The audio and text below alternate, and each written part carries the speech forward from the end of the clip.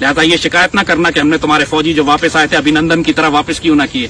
اب نہ ہم ان کو چائے پلائیں گے نہ ان کو واپس کریں گے. جو داخل ہوگا وہ ہمارے ملک کی کھاد بنایا جائے گا, دفن ہوگا ادھر ہی انشاءاللہ. پوری پاکستانی قوم نعرہ تکبیر لگا کر سیدی رسول اللہ کی اس خوشخبری اور بشارت پر عمل کرے گی کہ غزوہ ہند میں جو شامل ہوگا وہ غازی ہوگا اور جو شہید ہوگا وہ افضل الشہداء میں شامل ہوگا. اور یہ کشمیر کے مسلمانوں کو بھی ہم پیغام دے, گھبرانا نہیں. اب اس جنگ میں تم نے خود ہمارے ساتھ کھڑے ہونا. انشاءاللہ ہتھیار اور اسلحہ تم کو پہنچ جائے گا. تم ہندوستانی فوج سے چھینو یا تمہارے کشمیری بھائی پاکستان سے لا کے تمہیں دیں, انشاءاللہ تم مسلح ہوگے جلد.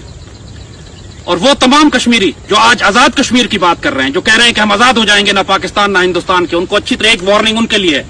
یاد رکھو غزوہ ہند کی بشارت پاکستان کے لیے, پاکستان کے سب ہلالی پرچم کے لیے. جس نے اپنے آپ کو پاکستان سے الگ کیا اس نے اپنے آپ کو غزوہ ہند سے الگ کیا, اس نے اپنے آپ کو سیدی رسول اللہ کی بشارتوں سے الگ کیا. بنگلہ دیش کی طرح جہالت نہ کر دینا کہ سیاسی نعروں کی زد میں آ کر اپنے آپ کو سیدی رسول اللہ کی بشارتوں سے الگ کر لو. یہ سعادت پاکستان کے نصیب میں ہے. جو پاکستان کے سب ہلالی پرچم تلے ہے وہی خوش نصیب ہے, اور جو اس سے الگ ہونے کی بات کرتا ہے بد نصیب ہے. اس کو ہمارے ہاتھوں بھی مار پڑے گی اور اللہ کے یہاں بھی ذلیل و خوار اور رسوا کیا جائے گا. پاکستان کے اندر جتنے غدار ہیں جو پہلے امن کی آشا کرتے رہے اور قوم کو بے وقوف اور جھوٹ بول کے گمراہ کرتے رہے کہ ہندوستان کے ساتھ دوستی کر لو, ہم ان کو بھی بتا دیں کہ تمہارا بھی روز حساب اب قریب ہے.